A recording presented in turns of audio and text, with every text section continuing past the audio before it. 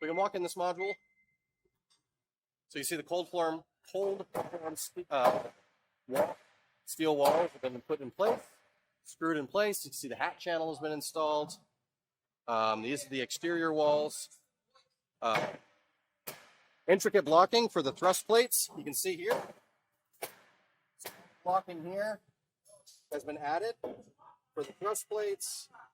Cutouts for drops and plumbing have been added.